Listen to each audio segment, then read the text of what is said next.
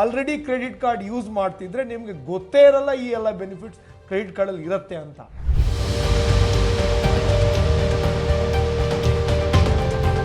ಪ್ರತಿಯೊಂದಕ್ಕೂ ಬ್ಯಾಂಕಿಗೆ ಹೋಗಿ ಪರ್ಸನಲ್ ಲೋನ್ ಕೊಡಿ ಅಂತ ಕೇಳೋಕ್ಕಾಗಲ್ಲ. ಆವಾಗ ಇದು ನಿಮಗೆ ಬಹಳ ದೊಡ್ಡ ಒಂಥರ ಸಂಜೀವಿನಿ ಥರ ಹೆಲ್ಪ್ ಮಾಡುತ್ತೆ. ಅದು ಮೇನ್ ಬೆನಿಫಿಟ್.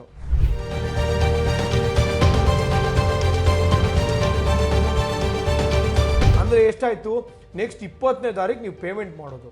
ಅಂದರೆ ನಿಮಗೆ ಬರೋಬ್ಬರಿ 50 ದಿನ ₹1 ಇಂಟ್ರೆಸ್ಟ್ ಇಲ್ಲ ರೀ. ಹಾಯ್ ಹಲೋ ನಮಸ್ಕಾರ, welcome to freedom money Kannada YouTube channel. ನಾನು ಚೈತ್ರ. ಸ್ನೇಹಿತರೆ, ಈಗ ಪ್ರತಿಯೊಬ್ಬರ ಜೇಬಲ್ಲೂ ಕೂಡ ಕ್ರೆಡಿಟ್ ಕಾರ್ಡ್ ಇದ್ದೇ ಇರುತ್ತೆ. ಸೊ ಕ್ರೆಡಿಟ್ ಕಾರ್ಡ್ ಬಳಸ್ತಿರೋರಾಗಿರ್ಬೋದು ಅಥವಾ ಬಳಸಿ ಸಾಕಾಗಿರೋರ ಹತ್ರ ನೀವು ಕೇಳಿ, ಕ್ರೆಡಿಟ್ ಕಾರ್ಡ್ ಸಹವಾಸ ಸಾಕಪ್ಪ ಅಂತ ಹೇಳ್ತಾರೆ. ಆದ್ರೆ ಕ್ರೆಡಿಟ್ ಕಾರ್ಡ್ ಅನ್ನ ಸರಿಯಾದ ರೀತಿಯಲ್ಲಿ ಬಳಸ್ಕೊಂಡಿದ್ದೆ ಆದ್ರೆ ಹೇಗೆ ಬಳಸ್ಕೊಳ್ಬೇಕು ಅನ್ನೋದು ಗೊತ್ತಿದ್ರೆ ಅದರಿಂದ ಆಗುವಷ್ಟು ಉಪಯೋಗ ಇನ್ಯಾವುದ್ರಲ್ಲೂ ಕೂಡ ಇಲ್ಲ ಸ್ನೇಹಿತರೆ. ಹಾಗಾದ್ರೆ ಕ್ರೆಡಿಟ್ ಕಾರ್ಡ್ ಅನ್ನ ಸರಿಯಾದ ರೀತಿಯಲ್ಲಿ ಹೇಗೆ ಬಳಸ್ಕೊಳ್ಬೇಕು, ಇದರಿಂದ ಆಗುವಂತ ಉಪಯೋಗ ಏನು, ಇವೆಲ್ಲದರ ಬಗ್ಗೆ ಸಾಕಷ್ಟು ಮಾಹಿತಿಯನ್ನ ಈ ವಿಡಿಯೋದಲ್ಲಿ ತಿಳಿಸ್ಕೊಡ್ತೀನಿ. ವಿಡಿಯೋವನ್ನ ಕೊನೆ ತನಕ ಮಿಸ್ ಮಾಡದೆ ನೋಡಿ. ಕ್ರೆಡಿಟ್ ಕಾರ್ಡ್ ಇಂದ ಆಗುವ ಅನುಕೂಲಗಳೇನು, ಬೆನಿಫಿಟ್ಸ್ ಏನು, ಕ್ರೆಡಿಟ್ ಕಾರ್ಡ್ ಅಲ್ಲಿ ನಮ್ಗೆ ಏನೇನು ಫೀಚರ್ಸ್ ಸಿಗುತ್ತೆ, ಇದ್ರ ಬಗ್ಗೆ ಬಹಳಷ್ಟು ಜನ ಕುತೂಹಲ ಇರುತ್ತೆ. ಹಾಗಾಗಿ ನಾನು ಬರೋಬ್ಬರಿ 18 ಬೆನಿಫಿಟ್ಸ್ಗಳ ಲಿಸ್ಟ್ ಮಾಡಿದ್ದೀನಿ, ಫೀಚರ್ಸ್ಗಳ ಲಿಸ್ಟ್ ಮಾಡಿದ್ದೀನಿ. ಆ 18 ನಿಮ್ಗೆ ಹೇಳ್ತೀನಿ. ಸ್ವಲ್ಪ ಸಮಯ ತಗೊಂಡು ಪ್ರತಿಯೊಂದನ್ನು ಅರ್ಥ ಮಾಡ್ಕೊಳ್ಳಿ. ಯಾಕಂದರೆ ನೀವು ಆಲ್ರೆಡಿ ಕ್ರೆಡಿಟ್ ಕಾರ್ಡ್ ಯೂಸ್ ಮಾಡ್ತಿದ್ರೆ ನಿಮಗೆ ಗೊತ್ತೇ ಇರಲ್ಲ ಈ ಎಲ್ಲ ಬೆನಿಫಿಟ್ಸ್ ಕ್ರೆಡಿಟ್ ಕಾರ್ಡಲ್ಲಿ ಇರುತ್ತೆ ಅಂತ. ಮತ್ತು ಒಂದು ವೇಳೆ ತಗೋಬೇಕು ಅಂತಿದ್ರೆ ನಿಮಗೆ ಕೊಂಡ್ಕೊಂಡು ಯೂಸ್ ಮಾಡೋಕ್ಕೆ ಭಾಳ ಹೆಲ್ಪ್ ಆಗುತ್ತೆ. ಸೊ ಹಾಗಾಗಿ ಗಮನ ಕೊಟ್ಟು ಕೇಳಿಸ್ಕೊಳ್ಳಿ. ನಾನು ಒಂದನ್ನೇ ಬೆನಿಫಿಟ್ಸನ್ನು ಎಕ್ಸ್ಪ್ಲೇನ್ ಮಾಡ್ದಂಗೂ ಸ್ಕ್ರೀನ್ ಮೇಲೆ ಕೂಡ ಅದು ಬರ್ತಾ ಇರುತ್ತೆ, ನೋಡ್ತಾ ಇರಿ. ಸೊ ಹಾಗಾದರೆ ನಂಬರ್ 1 ಬೆನಿಫಿಟ್ ಏನಪ್ಪ ಅಂದರೆ, ಇದು ನಿಮಗೆ ನೋಡಿ ಶಾರ್ಟ್ ಟರ್ಮ್ ಫಿನಾನ್ಷಿಯಲ್ ನೀಡ್ಸನ್ನು, ಅಂದರೆ ನನಗೀಗ ತಿಂಗಳ ಕೊನೆಗೆ ಸಂಬಳಪ್ಪ, 15ನೇ ತಾರೀಕಿಗೆ ದುಡ್ಡು ಖಾಲಿಯಾಗಿದೆ, ಮನೆಗೇನೋ ಶಾಪಿಂಗ್ ಮಾಡಬೇಕು, ಯೂಸ್ ಮಾಡ್ಕೋತೀನಿ. ನನಗಿದು ಶಾರ್ಟ್ ಟರ್ಮ್ ಫಿನಾನ್ಷಿಯಲ್ ನೀಡ್ಸನ್ನು ಫುಲ್ಫಿಲ್ ಮಾಡೋದಕ್ಕೆ 15 ದಿನಕ್ಕೋಸ್ಕರ ಬ್ಯಾಂಕಿಗೆ ಹೋಗಿ ಸಾಲ ತರೋಕ್ಕಾಗತ್ತೇನ್ರಿ? ಆಗಲ್ಲಲ್ವಾ? ಆ ಥರದ ಪರಿಸ್ಥಿತಿ ಇದ್ದಾಗ 10 ದಿನ 20 ದಿನ 1 ತಿಂಗಳು, ಈಗ ಈ ಮಂತು ಯಾವುದೋ ಕಾರಣಕ್ಕೆ ಸ್ವಲ್ಪ ಖರ್ಚು ಜಾಸ್ತಿ ಆಯಿತು. ಈಗ ನನಗೆ for example May end June first ವೀಕಲ್ಲಿ ಮಕ್ಕಳ ಸ್ಕೂಲ್ ಫೀಸ್ ಕಟ್ಟಬೇಕು. ಆ ಟೈಮಲ್ಲಿ ಏನಾಗುತ್ತೆ, ಖರ್ಚು ಜಾಸ್ತಿ ಆಗುತ್ತೆ. ಸಂಬಳದಿಂದ ಕ್ಯಾಶ್ ಎಲ್ಲ ಅಲ್ಲಿಗೆ ಹೋಗುತ್ತೆ, ಅಥವಾ ಬಿಸ್ನೆಸ್ ಇನ್ಕಮಿಂದ ಬಂದಿರುವ ಕ್ಯಾಶ್ ಪೂರ್ತಿ ಅಲ್ಲಿ ಹೋಗುತ್ತೆ. ಮನೆ ನಡೆಸಬೇಕಲ್ಲ, ಆ ಟೈಮಲ್ಲಿ ಇದನ್ನು ಯೂಸ್ ಮಾಡಿ ಮಕ್ಕಳಿಗೆ ಬೇಕಾದ್ರೆ ಯೂನಿಫಾರ್ಮ್ ಕೊಡಿಸ್ಬೋದು, ಮನೆಗೆ ಬೇಕಾಗಿರುವ ಗ್ರೋಸರಿ ತರಿಸ್ಬೋದು, ಕಾರ್ ಪೆಟ್ರೋಲ್ ಡೀಸೆಲ್ ಹಾಕ್ಸ್ಬೋದು, ಬೈಕಿಗೆ ಪೆಟ್ರೋಲ್ ಡೀಸೆಲ್ ಹಾಕ್ಬೋದು, ಎಲೆಕ್ಟ್ರಿಸಿಟಿ ಪೇಮೆಂಟ್ ಮಾಡ್ಬೋದು. ಇದನ್ನೆಲ್ಲ ಮಾಡಿಬಿಟ್ಟು ನೆಕ್ಸ್ಟ್ ಮಂತ್ ಹೇಗಿದ್ರು ಈ ಟ್ಯೂಷನ್ ಫೀಸ್ ಕಟ್ಟೋದಿರಲ್ಲ, ಸ್ಕೂಲ್ ಫೀಸ್ ಕಟ್ಟೋದಿರಲ್ಲ, ದುಡ್ಡು ಉಳಿಯುತ್ತೆ. ಆ ದುಡ್ಡಲ್ಲಿ ಬಿಲ್ ಕಟ್ಕೋಬೋದು. ಅಂದರೆ ನಿಮಗೆ ಸಣ್ಣ ಪುಟ್ಟ ಫಿನಾನ್ಷಿಯಲ್ ನೀಡ್ಸ್ ಇದ್ದಾಗ ಪ್ರತಿಯೊಂದಕ್ಕೂ ಬ್ಯಾಂಕಿಗೆ ಹೋಗಿ ಪರ್ಸನಲ್ ಲೋನ್ ಕೊಡಿ ಅಂತ ಕೇಳೋಕ್ಕಾಗಲ್ಲ. ಆವಾಗ ಇದು ನಿಮಗೆ ಬಹಳ ದೊಡ್ಡ ಒಂಥರ ಸಂಜೀವಿನಿ ಥರ ಹೆಲ್ಪ್ ಮಾಡುತ್ತೆ. ಅದು ಮೇನ್ ಬೆನಿಫಿಟ್ಟು. ಎರಡನೇದು ಬಹಳ ಮುಖ್ಯವಾಗಿ, ಈ ಏನು ಯೂಸ್ ಮಾಡ್ತಿರಲ್ಲ ಅದು ಇಂಟ್ರೆಸ್ಟ್ ಫ್ರೀ ನಿಮಗೆ. ಅದು ಮೇಯ್ನ್ 2ನೇ ಬೆನಿಫಿಟ್ ಅಲ್ವಾ ನಿಮಗೆ. ಈಗ ಫಾರ್ ಎಕ್ಸಾಂಪಲ್ಲು ಕ್ರೆಡಿಟ್ ಕಾರ್ಡು ನಿಮ್ಮ ಬಿಲ್ಲಿಂಗ್ ಸೈಕಲ್ 1ನೇ ತಾರೀಕಿಂದ 30ನೇ ತಾರೀಕು ತನಕ ಅಂತ ಇಟ್ಕೊಳ್ಳಿ. ನೀವೀಗ 1ನೇ ತಾರೀಕು ಬಿಲ್ಲನ್ನು ಏನಕ್ಕೂ ಯೂಸ್ ಮಾಡ್ತೀರಿ, ಅಂದರೆ ಕ್ರೆಡಿಟ್ ಕಾರ್ಡನ್ನು ಸ್ವೈಪ್ ಮಾಡಿ ಪೇಮೆಂಟ್ ಮಾಡ್ತೀರಿ. ನೀವು 1ನೇ ತಾರೀಕು ಯೂಸ್ ಮಾಡಿದರೆ ನಿಮಗಿನ್ನ ಬಿಲ್ ಜನ್ರೇಟ್ ಆಗೋದು 30ಕ್ಕೆ. ಆಮೇಲೆ 15-20 ದಿನ ನಿಮಗೆ ಗ್ರೇಸ್ ಪೀರಿಯಡ್ ಇರುತ್ತೆ ಪೇಮೆಂಟ್ ಮಾಡೋದಕ್ಕೆ. 20 ದಿನ ಸಾಮಾನ್ಯವಾಗಿ. ಅಂದರೆ ಎಷ್ಟಾಯಿತು, ನೆಕ್ಸ್ಟ್ 20ನೇ ತಾರೀಕು ನೀವು ಪೇಮೆಂಟ್ ಮಾಡೋದು. ಅಂದರೆ ನಿಮಗೆ ಬರೋಬ್ಬರಿ 50 ದಿನ ₹1 ಇಂಟ್ರೆಸ್ಟ್ ಇಲ್ಲ ರೀ. ನೀವು ಯೋಚನೆ ಮಾಡಿ, ನನಗೀಗ ₹2,00,000 ಲಿಮಿಟ್ ಇರೋ ಕ್ರೆಡಿಟ್ ಕಾರ್ಡ್ ಇದೆಯಪ್ಪ, ನಾನು ₹2,00,000 ಒಂದು ಬೈಕ್ ತೊಗೋಬೇಕು. ನನ್ನ ಹತ್ರ ಈಗ ₹2,00,000 ಕ್ಯಾಶ್ ಇದೆ. 2,00,000 ಕ್ಯಾಶ್ ಕೊಟ್ಟರೆ ನನಗೆ ಲಾಸ್ ಅಲ್ವಾ? ಅದ್ರ ಬದಲು ನಾನು ಏನು ಮಾಡ್ತೀನಿ, ಹೋಗಿ 2,00,000 ಬ್ಯಾಂಕಲ್ಲಿ FD ಮಾಡ್ತೀನಿ. ಬ್ಯಾಂಕಲ್ಲಿ FD ಮಾಡಿ ₹2,00,000 ಕ್ರೆಡಿಟ್ ಕಾರ್ಡ್ ಸ್ವೈಪ್ ಮಾಡ್ತೀನಿ. ಅದಕ್ಕೊಂದಷ್ಟು ರಿವಾರ್ಡ್ ಪಾಯಿಂಟು ಬರುತ್ತಾ. ನಾನೀಗ 2,00,000 FD ಮಾಡ್ತೀನಿ ಅಂತ ಇಟ್ಕೊಳ್ಳಿ, ಅಥವಾ ಲಿಕ್ವಿಡ್ ಫಂಡಲ್ಲಿ ಇಡ್ತೀನಿ ಅಂತ ಇಟ್ಕೊಳ್ಳಿ. ನನಗೆ ಲಿಕ್ವಿಡ್ ಫಂಡಲ್ಲಿ ಇಟ್ಟರೂ ಕೂಡ 2 ತಿಂಗಳಲ್ವ, 50 ದಿನ. 50 ದಿನಕ್ಕೆ ಏನಿಲ್ಲ ಅಂದರೂ 1% ಬರುತ್ತೆ ರೀ. 1% ಅಂದರೆ ಎಷ್ಟಾಯ್ತು ಹೇಳಿ? ಬರೋಬ್ಬರಿ ಒಂದು 2,00,000ಕ್ಕೆ ₹2,000, ₹1,800 ಬರಲ್ರಿ. ಪುಕ್ಷಡೆ ಲಾಭನಾ? ಈ ₹1,800 ಪ್ಲಸ್ ನನಗೆ ರಿವಾರ್ಡ್ ಪಾಯಿಂಟ್ಸು 2 ಸೇರಿ ಎಷ್ಟಾಯಿತು? ಸೊ ಇದು ನಂಗೆ ಫ್ರೀನಾ? ಅದಲ್ಲದೆ ನನಗೀಗ ಕ್ರೆಡಿಟ್ ಕಾರ್ಡ್ ಯೂಸ್ ಮಾಡೋದ್ರಿಂದ ನನ್ನ ಕ್ರೆಡಿಟ್ ಹಿಸ್ಟ್ರಿ ಇಂಪ್ರೂವ್ ಆಗುತ್ತೆ. ಹೀಗೆ ಇದೊಂಥರ ನಿಮಗೆ ಇಂಟ್ರೆಸ್ಟ್ ಫ್ರೀ ಕ್ರೆಡಿಟ್ ಇದು. ಅದು 2ನೇ ಬೆನಿಫಿಟ್ಟು. 3ನೇದು ಈಸಿ ಯೂಸ್ ಮಾಡೋದಕ್ಕೆ. ಕ್ಯಾಶ್ ನೋಡಿ, ಎ ಟಿ ಎಮ್ಮಿಗೆ ಹೋಗಬೇಕು, ವಿಡ್ರಾ ಮಾಡಬೇಕು, ಕ್ಯಾಶ್ ಇಟ್ಕೋಬೇಕು, ಕಳೆದೋಯ್ತು ಮತ್ತೊಂದು, ಇಲ್ಲಿ ಏನೂ ಇಲ್ಲ. ಮತ್ತು ಕ್ಯಾಶನ್ನು ನೀವು 10 ಕಡೆ ಖರ್ಚು ಮಾಡ್ತೀರಿ, ನೀವು ಖರ್ಚು ಮಾಡಿದ ಮೇಲೆ ಲೆಕ್ಕ ಇಟ್ಕೊಳೋದಿಲ್ಲಿ, ಎಲ್ಲಿ ದುಡ್ಡು ಕೊಟ್ಟೆ ನಿಮ್ಗೆ ನೆನಪಿರಲ್ಲ. ಅದೇ ಕ್ರೆಡಿಟ್ ಕಾರ್ಡ್ನ ಸ್ವೈಪ್ ಮಾಡಿ ನಿಮ್ಮ ಸ್ಟೇಟ್ಮೆಂಟ್ ನೋಡಿ ಎಲ್ಲ ಗೊತ್ತಾಗುತ್ತೆ, ಎಲ್ಲೆಲ್ಲಿ ಖರ್ಚು ಮಾಡಿದೆ. SMS ಬಂದಿರುತ್ತೆ, ಪ್ರತಿ ಸರಿ ಸ್ವೈಪ್ ಮಾಡಿದಂಗೂ SMS ಬರುತ್ತೆ. ನಿಮಗೆ ಸಾಮಾನ್ಯವಾಗಿ ಮೊಬೈಲ್ ಆ್ಯಪ್ ಕೊಟ್ಟಿರ್ತಾರೆ, ಮೊಬೈಲ್ ಆ್ಯಪಲ್ಲಿ ನೀವು ಟ್ರ್ಯಾಕ್ ಮಾಡ್ಬೋದು.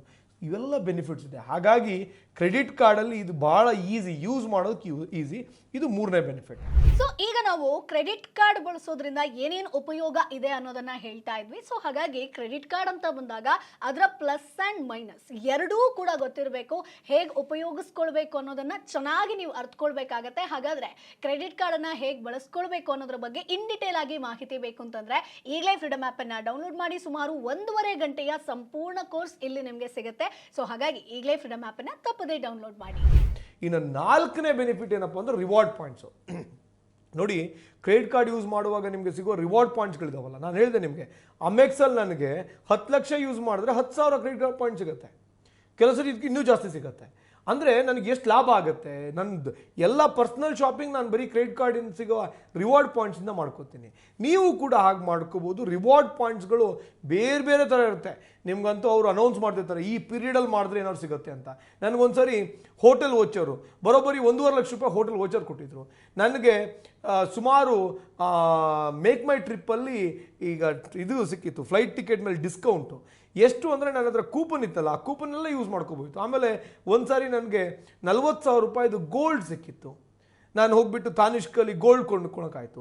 ಯಾಕೆ ಇದನ್ನೆಲ್ಲ ಹೇಳ್ತೀನಿ ಅಂದರೆ, ನಿಮಗೆ ರಿವಾರ್ಡ್ ಪ್ರೋಗ್ರಾಮ್ನ ಕರೆಕ್ಟಾಗಿ ಯುಟಿಲೈಸ್ ಮಾಡಿಕೊಂಡ್ರೆ ನಿಮ್ಗೆ ಸಿಗುವ ಬೆನಿಫಿಟ್ ಭಾಳ ಇರುತ್ತೆ. ಹಾಗಾಗಿ ಕ್ರೆಡಿಟ್ ಕಾರ್ಡ್ನ ಒಳ್ಳೆ ಜುಡಿಷಿಯಸ್ ಆಗಿ ಜಾಗರೂಕತೆಯಿಂದ ಯೂಸ್ ಮಾಡಿದವರೆಲ್ಲ ಲಾಭ ಮಾಡ್ಕೊಳ್ತಾರೆ. ಯಾರು ಮುಟ್ಟಾಳ್ತನ ಮಾಡಿಬಿಟ್ಟು ಆನ್ ಟೈಮ್ ಪೇಮೆಂಟ್ ಮಾಡದೆ ಯಾವಾಗ ನಾವು ಪೇಮೆಂಟ್ ಮಾಡೋದು, ಬೇಕಾಬಿಟ್ಟು ಯೂಸ್ ಮಾಡೋದು ಮಾಡಿದ್ರೆ ಲಾಸ್ ಮಾಡ್ಕೋತೀರಿ, ನಿಮ್ಮ ಮನೆ ಹಾಳು ಮಾಡುತ್ತದು. ಸೊ ಹಾಗಾಗಿ ಹುಷಾರಾಗಿ ಯೂಸ್ ಮಾಡಬೇಕಾಗತ್ತೆ ರಿವಾರ್ಡ್ ಪಾಯಿಂಟ್ಸು. ನೆಕ್ಸ್ಟ್ 5ನೇದು ಏರ್ಪೋರ್ಟ್ ಲಾಂಚು. ಈಗ ನೋಡಿ, ಎಷ್ಟೋ ಸಾರಿ ನಾವು ಫಾರಿನ್ ಕಂಟ್ರೀಸ್ಗೆ ಹೋದಾಗ, ಅಥವಾ ಈಗ ನಾನು ಬೆಂಗಳೂರಿಂದ ಬಾಂಬೆ ಬರ್ತೀನಿ, ಅಥವಾ ಬಾಂಬೆಯಿಂದ ಡೆಲ್ಲಿ ಹೋಗ್ತೀನಿ. ಅಲ್ಲಿ ಹೋದಾಗ ನನಗೆ ಸಡನ್ನಾಗಿ ಫ್ಲೈಟ್ ಲೇಟ್ ಆಗುತ್ತೆ, ಫ್ಲೈಟ್ ಕ್ಯಾನ್ಸಲ್ ಆಗುತ್ತೆ. ಒಂದು 3 ಗಂಟೆ ಏರ್ಪೋರ್ಟಲ್ಲಿ ಕೂತ್ಕೋಬೇಕಪ್ಪ. ಎಲ್ಲಿ ಕೂರೋದು ನಾನು? ಎಲ್ಲರ ಜೊತೆ ಕೂತ್ಕೊಳ್ಳೋಕ್ಕಾಗತ್ತಾ? ಅದ್ರ ಬದಲು ನಾವು ಏರ್ಪೋರ್ಟ್ ಲಾಂಜಿಗೆ ಹೋಗ್ತೀನಿ, ಅಲ್ಲಿ ನಮಗೆ ಒಳ್ಳೊಳ್ಳೆ ಬೆನಿಫಿಟ್ಸ್ ಇರುತ್ತೆ. ಹಾಗಾಗಿ ಏರ್ಪೋರ್ಟ್ ಲಾಂಜ್ ಆ್ಯಕ್ಸಸ್ ನಿಮ್ಗೆ ಸಿಗುತ್ತೆ, ಅದು ಬಹಳ ಒಳ್ಳೆ ಬೆನಿಫಿಟ್ಟು. ಹಾಗಾಗಿ ನಿಮ್ಮ ಹತ್ರ ಒಳ್ಳೆ ಕ್ರೆಡಿಟ್ ಕಾರ್ಡ್ ಇದ್ದರೆ ಆ ಕ್ರೆಡಿಟ್ ಕಾರ್ಡಲ್ಲಿ ಏರ್ಪೋರ್ಟ್ ಲಾಂಚ್ ಫೆಸಿಲಿಟಿ ಇದೆಯಾ ಅಂತ ಚೆಕ್ ಮಾಡಿಕೊಂಡ್ರೆ ಅದು ನಿಮಗೆ ಬೆನಿಫಿಟ್ ಆಗುತ್ತೆ. ಇನ್ನು 6ನೇದು ಫ್ಯೂಯಲ್ ಸರ್ಚಾರ್ಜು. ಫ್ಯೂಯಲ್ ಸರ್ಚಾರ್ಜ್ ಅಂದರೆ, ನೀವೀಗ ಪೆಟ್ರೋಲ್ ಬಂಕ್ಗೆ ಹೋಗ್ಬಿಟ್ಟು ನೀವು ಪೆಟ್ರೋಲ್ ಹಾಕ್ಸ್ತೀರಿ ಅಥವಾ ಡೀಸೆಲ್ ಹಾಕ್ಸ್ತೀರಿ. ನಾನು ನಿಮ್ಗೆ ಅವಾಗ ಹೇಳ್ತಾ ಇದ್ದೆ, ಕ್ರೆಡಿಟ್ ಕಾರ್ಡ್ ಕಂಪ್ನಿಗಳಿಗೆ, ಬ್ಯಾಂಕ್ಗಳಿಗೆ ಕ್ರೆಡಿಟ್ ಕಾರ್ಡಿಂದ ಬರೋ ಇನ್ಕಮ್ ಏನು ಅಂದರೆ ಟ್ರಾನ್ಸಾಕ್ಷನ್ ಫೀ. ಅಂದರೆ ನಾನು ಹೋಗ್ಬಿಟ್ಟು ಪೆಟ್ರೋಲು ಡೀಸೆಲ್ ಹಾಕ್ಸಿ ದುಡ್ಡು ಕೊಡ್ತೀನಲ್ಲ ಕ್ರೆಡಿಟ್ ಕಾರ್ಡ್ ಮೂಲಕ, ಅವ್ರು ಚಾರ್ಜ್ ಮಾಡ್ತಾರೆ. ಅದಕ್ಕೆ ಈ ಕ್ರೆಡಿಟ್ ಕಾರ್ಡ್ ಕಂಪ್ನಿಯವ್ರು ಏನು ಮಾಡ್ತಾರೆ ಅಂದರೆ ಸರ್ಚಾರ್ಜ್ ಅಂತ ಆ್ಯಡ್ ಮಾಡ್ತಾರೆ. ಯಾಕೆ ಅಂದರೆ, ಪೆಟ್ರೋಲ್ ಬಂಕ್ನವರೆಲ್ಲ ಹೇಳ್ತಾರೆ, ನೋಡಪ್ಪ ನಾವು 1 ಲೀಟ್ರ್ ಪೆಟ್ರೋಲ್ ಹಾಕಿದರೆ ನಂಗೆ ಸಿಗೋ ಕಮಿಷನ್ನೇ 2 ರೂಪಾಯಿ 1 ರೂಪಾಯಿ, ಅಂಥದ್ರಲ್ಲಿ ನಾನು ನಿಮ್ಗೆ ಎಲ್ಲಿ ಕೊಡಲಿ, ಹಾಗಾಗಿ ನಾವು ಕೊಡೋಕ್ಕಾಗಲ್ಲ, ನೀವು ಕಸ್ಟಮರ್ದನ್ನು ರಿಕವರ್ ಮಾಡ್ಕೊಳ್ಳಿ ಅಂತ ಹೇಳ್ತಾರೆ. ಹಾಗಾಗಿ ಸರ್ಚಾರ್ಜ್ ಅಂತ 1% ಇರುತ್ತೆ. ಅದನ್ನು ಭಾಳಷ್ಟು ಕ್ರೆಡಿಟ್ ಕಾರ್ಡ್ನವರು ಆ ಸರ್ಚಾರ್ಜನ್ನು ವೇವ್ ಆಫ್ ಮಾಡ್ತಾರೆ. ಅಗೇನ್, ನೀವು ಎಲ್ಲ ಕ್ರೆಡಿಟ್ ಕಾರ್ಡಲ್ಲೂ ಇರಲ್ಲ, ನೀವು ನೋಡ್ಕೋಬೇಕು ಫ್ಯೂಯಲ್ ಸರ್ಚಾರ್ಜ್ ಇದೆಯಾ ಅಥವಾ ವೇವ್ ಆಫ್ ಆಗುತ್ತಾ, ಏನು ಆಫರ್ ಇದೆ ನೋಡಬೇಕು. ಇನ್ನು 7ನೇದು ಇನ್ಶೂರೆನ್ಸ್ ಕವರೇಜು. ಇನ್ಶೂರೆನ್ಸ್ ಕವರೇಜ್ ಹೇಗಿರುತ್ತೆ ಅಂದರೆ, ಒಂದು ನಿಮ್ಮ ಜೀವಕ್ಕೆ, ಈಗ ನೀವು ಕ್ರೆಡಿಟ್ ಕಾರ್ಡ್ ಹೋಲ್ಡರ್ ಆಗಿದ್ದರೆ, ಈಗ ನಾನು ಕ್ರೆಡಿಟ್ ಕಾರ್ಡ್ ಯೂಸ್ ಮಾಡ್ತಿದ್ದೀನಿ ಅಂದರೆ 10 ಲಕ್ಷನೋ 20 ಲಕ್ಷ ರೂಪಾಯಿನೋ ಲೈಫ್ ಇನ್ಶೂರೆನ್ಸ್ ಕೊಟ್ಟಿರ್ತಾರೆ. ಇನ್ನು ಆಕ್ಸಿಡೆಂಟಲ್ ಇನ್ಶೂರೆನ್ಸ್ ಕವರೇಜ್ ಇರುತ್ತೆ, ಅಥವಾ ನನ್ನ ಲಗೇಜ್ಗೋ ಅಥವಾ ನನ್ನ ಟ್ರಾವೆಲ್ ಮಾಡುವಾಗ ಲಗೇಜ್ಗೋ ಅಥವಾ ನಾನು ಅದರಿಂದ ಕೊಂಡ್ಕೊಳ್ಳಿಂದ ಯಾವುದೋ ಒಂದು ಐಟಮ್ಗೋ, ಹೀಗೆ ಕ್ರೆಡಿಟ್ ಕಾರ್ಡ್ನವರು ಬೇರೆ ಬೇರೆ ವೆರೈಟಿ ಆಫ್ ಇನ್ಶೂರೆನ್ಸ್ ಕೊಡ್ತಾರೆ. ನೀವು ಕ್ರೆಡಿಟ್ ಕಾರ್ಡನ್ನು ಕೊಂಡ್ಕೊಳ್ಳುವಾಗ ಆ ಥರದ ಬೆನಿಫಿಟ್ಸ್ ಇದೆಯಾ, ನಿಮ್ಗೆ ಇನ್ಶೂರೆನ್ಸ್ ಬೆನಿಫಿಟ್ ಕೊಡ್ತಿಯಾರಾ, ಏನು ಕೊಡ್ತಿದ್ದಾರೆ ಚೆಕ್ ಮಾಡ್ಕೊಂಡು ತೊಗೊಳ್ಳೋದು ಉತ್ತಮ. ಎಷ್ಟೋ ಕಂಪ್ನಿಯಲ್ಲಿ ಈಗ ಕ್ರೆಡಿಟ್ ಕಾರ್ಡಲ್ಲಿ ಅಂದರೆ ಬ್ಯಾಂಕ್ನವರು ಅಥವಾ ಕ್ರೆಡಿಟ್ ಕಾರ್ಡ್ ಕಂಪ್ನಿಯವರು ನಿಮಗೆ ಇನ್ಶೂರೆನ್ಸ್ ಕವರೇಜ್ ಕೊಡ್ತಾರೆ. ಇನ್ನು ನೆಕ್ಸ್ಟು 8ನೇ ಬೆನಿಫಿಟ್ಟು ಗ್ಲೋಬಲ್ ಅಕ್ಸೆಪ್ಟೆನ್ಸ್. ನೀವೀಗ ನೋಡಿ, ಭಾರತದಲ್ಲಿ ರೂಪೇ ಕಾರ್ಡ್ ಇದೆ, ನೀವು ರೂಪೇ ಕಾರ್ಡ್ ತಗೊಂಡು ಬೇರೆ ದೇಶಕ್ಕೆ ಹೋದರೆ ಅಲ್ಲಿ ಯೂಸ್ ಆಗಲ್ಲ.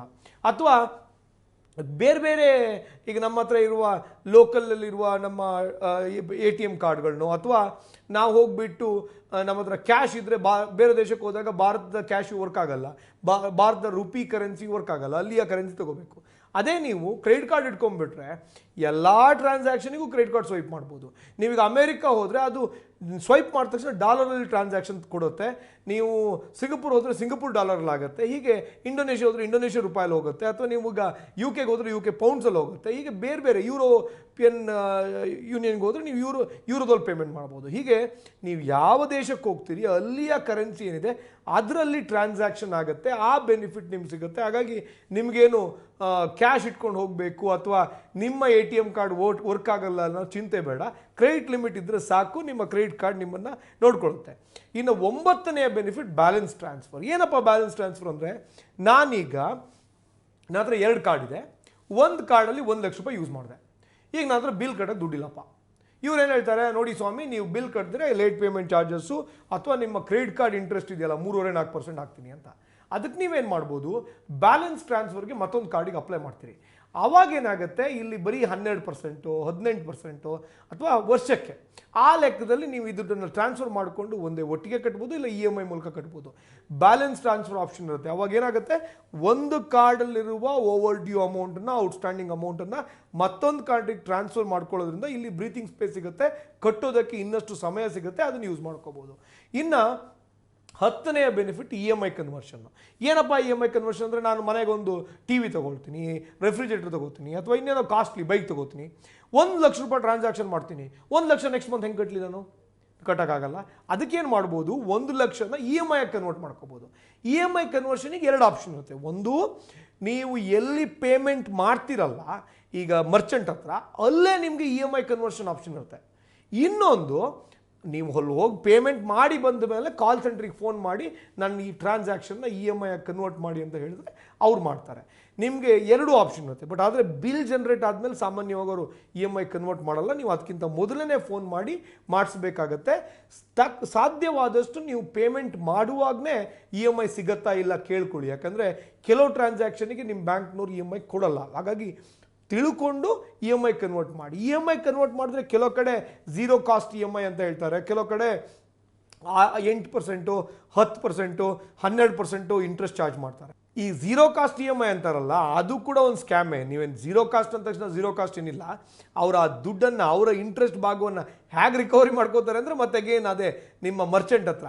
ಈಗ ನಾನು ಫ್ಲಿಪ್ಕಾರ್ಟಲ್ಲಿ ಹೋಗ್ಬಿಟ್ಟು 50,000 ರೂಪಾಯಿದು ಒಂದು ಫೋನ್ ಕೊಂಡ್ಕೊಂಡ್ರೆ ಫ್ಲಿಪ್ಕಾರ್ಟ್ನವ್ರ ಹತ್ರ ನಾನು ಇಂಟ್ರೆಸ್ಟ್ ಭಾಗವನ್ನು ಅವ್ರದನ್ನೇ ತೊಗೊಂಡ್ಬಿಡ್ತಾರೆ. ನನಗೆ ಅವರು 0 ಕಾಸ್ಟ್ EMI ಅಂತ ಕೊಡ್ತಾರೆ, ಇಂಟ್ರೆಸ್ಟ್ ಇರಲ್ಲ.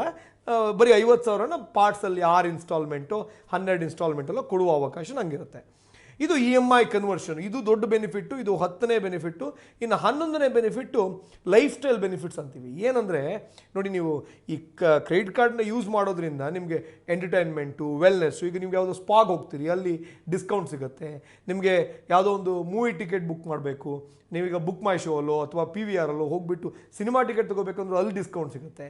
ಹೀಗೆ ನಿಮಗೆ ಲೈಫ್ ಸ್ಟೈಲ್ ಬೆನಿಫಿಟ್ಸ್ ಭಾಳಷ್ಟು ಸಿಗುತ್ತೆ. ಯಾಕಂದರೆ ಕ್ರೆಡಿಟ್ ಕಾರ್ಡ್ ಇಟ್ಕೊಂಡಿದ್ರೆ ಅಂದರೆ ಅಲ್ಲಿ ಹೋದ ತಕ್ಷಣ ಗೊತ್ತಾಗುತ್ತೆ, ಈ ಕ್ರೆಡಿಟ್ ಕಾರ್ಡ್ ಇದ್ದರೆ ನಿಮ್ಗೆ ಇಷ್ಟು ಡಿಸ್ಕೌಂಟ್ ಸಿಗುತ್ತೆ ಅಂತ. ಸೊ ಹಾಗಾಗಿ ಆ ಬೆನಿಫಿಟ್ಸ್ನ ಯೂಸ್ ಮಾಡಿ. Next travel benefits. ಅಂದರೆ ನಾನು ಟ್ರಾವೆಲ್ ಮಾಡುವಾಗ ನನಗೆ ಟ್ರಾವೆಲಲ್ಲಿ ಭಾಳಷ್ಟು ಬೆನಿಫಿಟ್ ಸಿಗುತ್ತೆ. ಫ್ಲೈಟ್ ಟಿಕೆಟ್ ಮೇಲೆ ಡಿಸ್ಕೌಂಟ್ ಇರ್ಬೋದು, ಅಥವಾ ಹೋಟೆಲ್ ಬುಕ್ಕಿಂಗ್ ಮೇಲೆ ಡಿಸ್ಕೌಂಟು. ಹೀಗೆ ನಮ್ಗೆ ಟ್ರಾವೆಲ್ ಮಾಡೋದಕ್ಕೂ ಕೂಡ ಭಾಳಷ್ಟು ಬೆನಿಫಿಟ್ ಸಿಗುತ್ತೆ. ನೆಕ್ಸ್ಟು ವೆಲ್ಕಮ್ ಗಿಫ್ಟ್ ಅಂತ ಕೊಡ್ತಾರೆ. ಸಾಮಾನ್ಯವಾಗಿ ವೆಲ್ಕಮ್ ಗಿಫ್ಟ್ ಏನು ಅಂದರೆ, ನಿಮಗೆ ಒಂದಷ್ಟು ರಿವಾರ್ಡ್ ಪಾಯಿಂಟ್ಸ್ ಕೊಡ್ತಾರೆ, ಅಥವಾ ನಿಮಗೆ ಯಾವುದೋ ಒಂದಷ್ಟು ವೋಚರ್ಸ್ ಕೊಡ್ತಾರೆ, ಕೂಪನ್ಸ್ ಕೊಡ್ತಾರೆ. ಅದನ್ನು ನೀವು ಫ್ಲೈಟ್ ಟಿಕೆಟ್ ಬುಕ್ ಮಾಡೋದಕ್ಕೆ ಅದಕ್ಕೆ ಯೂಸ್ ಮಾಡ್ಕೋಬೋದು. ಅದು ಕೂಡ ವೆಲ್ಕಮ್ ಗಿಫ್ಟ್ ಅಂತ. ಸಾಮಾನ್ಯವಾಗಿ ಈಗ ಅಮೆಕ್ಸಲ್ಲಿ ಒಂದು ಕಾರ್ಡ್ ತೊಗೊಂಡ್ರಿ ಅಂದರೆ 50,000 ಕ್ರೆಡಿಟ್ ಪಾಯಿಂಟ್ಸ್, ರಿವಾರ್ಡ್ ಪಾಯಿಂಟ್ಸು, ಅಥವಾ ನಿಮಗೆ ಮೇಕ್ ಮೈ ಟ್ರಿಪ್ ವೋಚರ್ಸು, ಈ ಥರ ರಿವಾರ್ಡ್ ಪಾಯಿಂಟ್ಸನ್ನ ಅಥವಾ ನಿಮಗೆ ಕೂಪನ್ಸ್ಗಳನ್ನ ಕೊಡ್ತಾರೆ. ಅದು ವೆಲ್ಕಮ್ ಗಿಫ್ಟ್ ಮೂಲಕ ಕೊಡ್ತಾರೆ, ಒಂದು ಇನಿಷಿಯಲ್ ಪ್ಯಾಕೇಜು. ಇನ್ನು ಕ್ಯಾಶ್ ಬ್ಯಾಕ್ ಬೆನಿಫಿಟ್ ಸಿಗುತ್ತೆ. ನಾನು ನಿಮ್ಗೆ ಹೇಳ್ತಾ ಇದ್ದೆ ಕ್ಯಾಶ್ ಬ್ಯಾಕ್ ಬೆನಿಫಿಟ್ಸ್ ಅಂದರೆ ಏನು ಅಂತ. ಏನು ಅಂದರೆ, ಈ ಕ್ಯಾಶ್ ಬ್ಯಾಕ್ ಕಾರ್ಡಲ್ಲೆಲ್ಲ ಹೇಳಿದ್ನಲ್ಲ, ನಾನೀಗ ನೀವು ಇ ಕಾಮರ್ಸ್ ಸೈಟ್ಸ್ಗಳೆಲ್ಲ ಶಾಪಿಂಗ್ ಮಾಡುವಾಗ ಅವ್ರು ಹೇಳ್ತಾರೆ, ನಿಮ್ಮ ಹತ್ರ SBI ಕಾರ್ಡ್ ಇದ್ದರೆ 5% ಕ್ಯಾಶ್ ಬ್ಯಾಕು, HDFC ಕಾರ್ಡ್ ಇದ್ದರೆ 10% ಕ್ಯಾಶ್ ಬ್ಯಾಕು, ಹೀಗೆ ತೋರಿಸ್ತಾ ಇರ್ತಾರೆ. ಆ ಕ್ಯಾಶ್ ಬ್ಯಾಕ್ ಬೆನಿಫಿಟ್ಸ್ನ ನೋಡ್ಕೊಂಡು ಟ್ರಾನ್ಸಾಕ್ಷನ್ ಮಾಡಬೇಕು. ಭಾಳಷ್ಟು ಕಾರ್ಡಲ್ಲಿ ಕ್ಯಾಶ್ ಬ್ಯಾಕ್ ಇರುತ್ತೆ, ಬಟ್ ಅದು ಎಲ್ಲ ಟೈಮಲ್ಲೂ ಇರೋಲ್ಲ, ಸೀಮಿತ ಅವಧಿಯಲ್ಲಿ ಮಾತ್ರ ಇರುತ್ತೆ. ಅದನ್ನು ನೀವು ಯೂಸ್ ಮಾಡಿಕೊಂಡು ಬೆನಿಫಿಟ್ಸ್ ತೊಗೋಬೋದು. ಅದು 14ನೇದು. 15ನೇದು, ಈಗ ನಿಮಗೆ Visa, master card, American express, ಇದು 3 ಪ್ರಪಂಚದಲ್ಲಿ ಭಾಳ ಲಾರ್ಜ್ ನೆಟ್ವರ್ಕ್ ಇರುವ ಕ್ರೆಡಿಟ್ ಕಾರ್ಡ್ ಕಂಪ್ನಿಗಳು. ಈಗ ಕ್ರೆಡಿಟ್ ಕಾರ್ಡ್ ಯೂಸ್ ಮಾಡುವಾಗ ಅದು ದೊಡ್ಡ ಸಮಸ್ಯೆ ನೋಡಿ. ನೀವು ಯಾವುದಾವುದೋ ಕ್ರೆಡಿಟ್ ಕಾರ್ಡ್ ತಗೊಂಡ್ಬಿಟ್ರೆ ಅಕ್ಸೆಪ್ಟೆನ್ಸ್ ಇರಲ್ಲ. ಯಾಕಂದರೆ ಮರ್ಚೆಂಟ್ ಹತ್ರ ಆ ಸ್ವೈಪಿಂಗ್ ಮೆಷಿನ್ ಇರಬೇಕು ಅಥವಾ ಇಂಟಿಗ್ರೇಷನ್ ಇರಬೇಕು. ಒಂದು ವೇಳೆ ಅವ್ರ ಇಂಟಿಗ್ರೇಷನ್ ಇಲ್ಲ ಅಂದರೆ ನಿಮ್ಮ ಕಾರ್ಡ್ನ ಅಕ್ಸೆಪ್ಟ್ ಮಾಡ್ಕೊಳಲ್ಲ. ಹಾಗಾಗಿ ನಿಮಗೆ ವೀಸಾ, ಮಾಸ್ಟರ್ ಕಾರ್ಡ್, ಅಮೇರಿಕನ್ ಎಕ್ಸ್ಪ್ರೆಸ್ಗೆ ವೈಡ್ ಅಕ್ಸೆಪ್ಟೆನ್ಸ್ ಇರುತ್ತೆ. ನೀವೀಗ ಈ ಕಾರ್ಡ್ನ ಯೂಸ್ ಮಾಡ್ತಿದ್ರೆ ಅವ್ರು ನಿಮಗೆ ಭಾಳಷ್ಟು ಲೈಫ್ ಸ್ಟೈಲ್ ಬೆನಿಫಿಟ್ಸ್ ಕೊಡ್ತಾರೆ. ನಾನು ನಿಮ್ಗೆ ಹೇಳಿದ್ನಲ್ಲ, ಗೋಲ್ಡ್ ಕೊಟ್ಟಿದ್ರು, ಅಥವಾ ನಿಮಗೆ ಟ್ರಾವೆಲ್ ವೋಚರ್ಸ್ ಕೊಟ್ಟಿದ್ರು, ಹೋಟೆಲ್ ಬುಕ್ಕಿಂಗ್ ಫ್ರೀ ಮಾಡಿದ್ರು, ಅಥವಾ ನಿಮಗೆ ಟ್ರಾವೆಲಿಂಗ್ಗೆ ಫ್ಲೈಟ್ ಟಿಕೆಟ್ಸ್ ಕೊಡ್ತಾರೆ, ಏರ್ಪೋರ್ಟ್ ಲಾಂಚ್ ಕೊಡ್ತಾರೆ. ಹೀಗೆ ಭಾಳಷ್ಟು ಎಕ್ಸ್ಕ್ಲೂಸಿವ್ ಪ್ರಿವಿಲೇಜಸ್ನ ನಿಮಗೆ ಈ ಥರದ ಕಾರ್ಡಲ್ಲಿ ಹೋದರೆ, ವೀಸಾ, ಮಾಸ್ಟರ್ ಕಾರ್ಡ್ ಅಥವಾ ಅಮೇರಿಕನ್ ಎಕ್ಸ್ಪ್ರೆಸ್ ಹೋದ್ರೆ ಸಿಗುತ್ತೆ. ಇನ್ನು 16ನೇದು ಆ್ಯಡ್ ಆನ್ ಕಾರ್ಡ್ಸ್. ಏನಪ್ಪ ಆ್ಯಡ್ ಆನ್ ಕಾರ್ಡ್ಸ್ ಅಂದರೆ, ಈಗ ನಾನೊಂದು ಕಾರ್ಡ್ ತೊಗೊಂಡಿದ್ದೀನಿ ರೀ, 2 ಲಕ್ಷ ಲಿಮಿಟ್ ಇದೆ, ನನಗೊಬ್ಬನಿಗಿದೆ. ನಾನು ನನ್ನ ವೈಫಿಗೆ ಕ್ರೆಡಿಟ್ ಕಾರ್ಡ್ ತೊಗೋಬೇಕು, ಬಟ್ ನನ್ನ ವೈಫ್ ಅರ್ನ್ ಮಾಡ್ತಿಲ್ಲ, ಅವಳಿಗೆ ಕ್ರೆಡಿಟ್ ಕಾರ್ಡ್ ಕೊಡಲ್ಲ. ಅದಕ್ಕೆ ನಾನು ಏನು ಮಾಡ್ತೀನಿ, ನನ್ನ ಕಾರ್ಡ್ ಮೇಲೆ ಆ್ಯಡ್ ಆನ್ ಕಾರ್ಡ್ ತೊಗೋತೀನಿ. ಈ ಆ್ಯಡ್ ಆನ್ ಕಾರ್ಡ್ ಏನಾಗುತ್ತೆ, ನಾನು ಡಿಫೈನ್ ಮಾಡ್ಬೋದು ಲಿಮಿಟ್ 1 ಲಕ್ಷನೋ 50,000ನೋ ಅಥವಾ 2 ಲಕ್ಷ ಅಂತ ಮಾಡಿದರೆ, ನನಗೆ 2 ಲಕ್ಷ ಏನಿದೆಯಲ್ಲ ಅದರಲ್ಲಿ ಅವಳು ಕೂಡ ಆ ಕಾರ್ಡಿಂದ ಯೂಸ್ ಮಾಡ್ಬೋದು. ಯಾಕಂದರೆ ನನ್ನ ಕಾರ್ಡ್ನ ಅವಳಿಗೆ ಕೊಟ್ಬಿಟ್ಟು ನಾನು ಶಾಪಿಂಗಿಗೆ ಹೋಗು ಅಂತ ಕಳಿಸ್ಬಿಟ್ಟು ನಾನು ಆಫೀಸಿಗೆ ಬಂದರೆ ನನಗೆ ಬೇಕು ಅಂದರೆ ಏನು ಮಾಡಲಿ. ಅದಕ್ಕೆ ಆ್ಯಡ್ ಆನ್ ಕಾರ್ಡ್ ಅಂದರೆ ಒಂದು ಎಕ್ಸ್ಟ್ರಾ ಕಾರ್ಡ್ ಇರುತ್ತೆ, ಅದರಲ್ಲೂ ಕೂಡ ಅದೇ ಲಿಮಿಟ್ ಇರುತ್ತೆ. ಆ ಲಿಮಿಟ್ ಮುಗಿಯೋ ತನಕ ಯಾರು ಬೇಕಾದ್ರೂ ಯೂಸ್ ಮಾಡ್ಬೋದು. ಕೆಲವು ಕಂಪ್ನಿಯಲ್ಲಿ 1-2 ಕೊಡ್ತಾರೆ ಆ್ಯಡ್ ಆನ್ ಕಾರ್ಡ್ಸು, ಕೆಲವರು ಒಂದೊಂದು ಕೊಡ್ತಾರೆ. ನೀವು ಕಾಲ್ ಮಾಡಿಬಿಟ್ಟು ಆ್ಯಡ್ ಆನ್ ಕಾರ್ಡ್ಸ್ ತೊಗೋಬೇಕು. ಅವ್ರಿಗೆ ಏನು ಹೇಳಿ, ಕ್ರೆಡಿಟ್ ಕಾರ್ಡ್ ಕಂಪ್ನಿಯವರಿಗೆ, ಬ್ಯಾಂಕ್ನವ್ರಿಗೆ ನೀವು ಆ್ಯಡ್ ಆನ್ ಕಾರ್ಡ್ ತೊಗೊಳ್ತಾ ಇದ್ದಂಗೆ ಅವ್ರಿಗೆ ಜಾಸ್ತಿ ಬಿಸ್ನೆಸ್ ಆಗುತ್ತೆ, ಜಾಸ್ತಿ ಟ್ರಾನ್ಸಾಕ್ಷನ್ ಫೀ ಬರುತ್ತೆ ಅನ್ನೋದು ಅವರ ಆಸೆ. ಹಾಗಾಗಿ ನಿಮಗೆ ಆ್ಯಡ್ ಆನ್ ಕಾರ್ಡ್ನ ಅವ್ರು ಕೊಡ್ತಾರೆ. ಇನ್ನು 17ನೇದು ಏರ್ ಮೈಲ್ಸ್ ಅಂತಾರೆ. ಮೊದಲು ಜೆಟ್ ಏರ್ವೇಸ್ ಇದ್ದಾಗ ಜೆಟ್ ಮೈಲ್ಸ್ ಅಂತ ಎಲ್ಲ ಕೊಡ್ತಿದ್ರು. ಏರ್ ಮೈಲ್ಸ್ ಅಂದರೆ, ನೀವು ಈಗ ಫ್ಲೈಟ್ ಟಿಕೆಟ್ ಬುಕ್ ಮಾಡಿ ಇಂತಿಷ್ಟು ಕಿಲೋಮೀಟ್ರ್ ಟ್ರಾವೆಲ್ ಮಾಡಿದ್ರೆ ಪ್ರತಿ ಕಿಲೋಮೀಟ್ರಿಗೆ ಇಂತಿಷ್ಟು ಮೈಲ್ಸ್ ಅಂತ ಕೊಡ್ತಾರೆ. ಅದನ್ನು ಯೂಸ್ ಮಾಡ್ಕೊಂಡು ನೀವೇನು ಮಾಡ್ಬೋದು, ಅದು reward points. Next time flight ticket book ಮಾಡುವಾಗ ಬೇರೆ ಬೇರೆ ಏರ್ಲೈನ್ಸಲ್ಲಿ ಡಿಸ್ಕೌಂಟ್ಸ್ ಇರುತ್ತೆ, ಅದನ್ನು ಯೂಸ್ ಮಾಡ್ಕೋಬೋದು. ಅದು ಕೂಡ ಒಂದು ಎಕ್ಸ್ಟ್ರಾ ಬೆನಿಫಿಟ್ಟು. ಇನ್ನು ಲಾಸ್ಟ್ 18ನೇ ಬೆನಿಫಿಟ್ ಏನಪ್ಪ ಅಂದರೆ, ನಿಮಗೆ pre approved loan on credit card ಅಂತ ಇರುತ್ತೆ. ಅಂದರೆ ನಿಮ್ಮ ಹತ್ರ ಒಂದು ಕ್ರೆಡಿಟ್ ಕಾರ್ಡ್ ಇದೆಯಪ್ಪ, 5 ಲಕ್ಷ ಕ್ರೆಡಿಟ್ ಲಿಮಿಟ್ ಇದೆ ಅಂದರೆ 1 ಲಕ್ಷನೋ 2 ಲಕ್ಷನೋ ಕ್ರೆಡಿಟ್ ಸಾಲವನ್ನು ಪ್ರೀ ಅಪ್ರೂವ್ಡ್ ಇರುತ್ತೆ. ಇದು ನೀವು ಬರೀ ಒಂದು ಫೋನ್ ಮಾಡಿದ್ರೆ ಅಥವಾ ಒಂದು ಫಾರ್ಮ್ ಫಿಲ್ಅಪ್ ಮಾಡಿದ್ರೆ ಆನ್ಲೈನಲ್ಲಿ ಇನ್ಸ್ಟೆಂಟಾಗಿ ನಿಮ್ಮ ಬ್ಯಾಂಕ್ ಅಕೌಂಟಿಗೆ ಟ್ರಾನ್ಸ್ಫರ್ ಆಗುತ್ತೆ. ಅದಕ್ಕೆ ಇಂತಿಷ್ಟು ಇಂಟ್ರೆಸ್ಟ್ ರೇಟ್ ಅಂತ ಇರುತ್ತೆ ನೋಡಿ. EMI ಮಾಡಿದಾಗ, ಈಗ ಫಾರ್ ಎಕ್ಸಾಂಪಲ್ಲು ನನ್ನ ಹತ್ರ 2 ಲಕ್ಷ ರೂಪಾಯಿ ಕ್ರೆಡಿಟ್ ಕಾರ್ಡ್ ಲಿಮಿಟ್ ಇದೆ. 2 ಲಕ್ಷದಲ್ಲಿ ನಾನು 1 ಲಕ್ಷ ರೂಪಾಯಿ ಬೈಕ್ ಕೊಂಡ್ಕೊಂಡೆ. ಅದನ್ನು ನಾನು 20 EMI ಮಾಡಿದೆ, ಅಥವಾ 20 ಅಲ್ಲ ಕೊಡಲ್ಲ, 10 EMI ಮಾಡಿದೆ ಅಂತ ಇಟ್ಕೊಳ್ಳಿ. 10,000 ರೂಪಾಯಿ 10 EMI 1 ಲಕ್ಷ. ಈಗ ನನ್ನ ಕ್ರೆಡಿಟ್ ಲಿಮಿಟ್ ಎಷ್ಟು, 2 ಲಕ್ಷ ಇತ್ತು. ನೀವು ಅನ್ಕೋತೀರಿ, ಓಕೆ ಕ್ರೆಡಿಟ್ ಇದನ್ನು EMI ಕನ್ವರ್ಟ್ ಮಾಡಿದೆ, ಸೊ ಹಾಗಾದರೆ ನನ್ನ 2 ಲಕ್ಷ ರೂಪಾಯಿ ಕ್ರೆಡಿಟ್ ಲಿಮಿಟು ಮತ್ತೆ ರೀಚಾರ್ಜ್ ಆಯಿತು ಅಂತ. ಆಗಲ್ಲ. ನೀವು 2 ಲಕ್ಷ ರೂಪಾಯಿ ಯೂಸ್ ಮಾಡಿದ್ದೀರಿ, 2 ಲಕ್ಷ ರೂಪಾಯಿ ಲಿಮಿಟ್ ಇದೆ, 1 ಲಕ್ಷ ಯೂಸ್ ಮಾಡಿದ್ದೀರಿ, ಅದನ್ನು 10,000ದ 10 ಕಂತು ಕಟ್ಟಬೇಕು. ಒಂದು ಕಂತು ಕಟ್ಟಿದರೆ ನಿಮ್ಮ ಹತ್ರ ಆ 10,000 ರೂಪಾಯಿ ಮಾತ್ರ. ಅಂದರೆ ನೀವು 1 ಲಕ್ಷ ಯೂಸ್ ಮಾಡಿಲ್ಲ, 1 ಲಕ್ಷ ಯೂಸ್ ಮಾಡಿದ್ರಿ, ಈ 1 ಲಕ್ಷ ಪ್ಲಸ್ ಈ 10,000, 1 ಲಕ್ಷ 10,000 ಮಾತ್ರ ಕ್ರೆಡಿಟ್ ಲಿಮಿಟ್ ನಿಮ್ಗೆ ಅವೈಲೇಬಲ್ ಇರುತ್ತೆ. 90,000 ಆಲ್ರೆಡಿ ಕನ್ಸ್ಯೂಮ್ ಆಗಿರುತ್ತೆ, ಯಾಕಂದರೆ ಅದು EMI ಬಾಕಿ ಇರುತ್ತೆ. ಅದೇ ನೀವು ಲೋನ್ ಆನ್ ಕ್ರೆಡಿಟ್ ಕಾರ್ಡ್ ತೊಗೊಂಡ್ರೆ ಏನಾಗುತ್ತೆ ಗೊತ್ತಾ, ನಿಮ್ಮ ಕ್ರೆಡಿಟ್ ಕಾರ್ಡ್ ಲಿಮಿಟ್ 2 ಲಕ್ಷ ಇದ್ದು 1 ಲಕ್ಷ ಪ್ರೀ ಅಪ್ರೂವ್ಡ್ ಲೋನ್ ಕೊಟ್ಟರೆ, ಈ 1 ಲಕ್ಷ ಸೆಪ್ರೇಟಾಗಿ ಕಟ್ಕೊಳ್ಳಿ, ಈ 2 ಲಕ್ಷ ಲಿಮಿಟ್ ನಿಮ್ಗೆ ಸಿಗುತ್ತೆ. ಹಾಗಾಗಿ ಅದು ಅಡಿಷ್ನಲ್ ಬೆನಿಫಿಟ್ಟು. ಆದರೆ loan on credit card problem ಏನು ಗೊತ್ತಾ, ಸರಿ ಸಿಕ್ಕಾಪಟ್ಟೆ ಬಡ್ಡಿ ಚಾರ್ಜ್ ಮಾಡಿಬಿಡ್ತಾರೆ. ಅವರಿಗೆ ಸಿಕ್ಕಿದೆ ಚಾನ್ಸ್ ಅಂತ ಸಿಕ್ಕಾಪಟ್ಟೆ ಬಡ್ಡಿ ಚಾರ್ಜ್ ಮಾಡ್ತಾರೆ. ಭಾಳ ಕೇರ್ಫುಲ್ಲಾಗಿ ಹ್ಯಾಂಡ್ಲ್ ಮಾಡಬೇಕು. ಹಾಗಾಗಿ ಈ 18 ಬೆನಿಫಿಟ್ಸ್ಗೋಸ್ಕರ ಜನ ಕ್ರೆಡಿಟ್ ಕಾರ್ಡ್ಗೆ ಮುಗಿ ಬೀಳ್ತಾರೆ. ಸ್ನೇಹಿತರೆ, ಈ ಒಂದು ವಿಡಿಯೋ ನಿಮಗೆ ಯೂಸ್ಫುಲ್ ಆಗಿರುತ್ತೆ ಅಂತ ಅನ್ಕೊಳ್ತೀನಿ. ಮುಂದಿನ ವಿಡಿಯೋದಲ್ಲಿ ಮತ್ತಷ್ಟು ಮನಿ ಮಾಹಿತಿ ಜೊತೆ ನಾನು ನಿಮ್ಮ ಮುಂದೆ ಹಾಜರಿರ್ತೀನಿ. ಅಲ್ಲಿವರೆಗೂ ಬಾಯ್ ಬಾಯ್.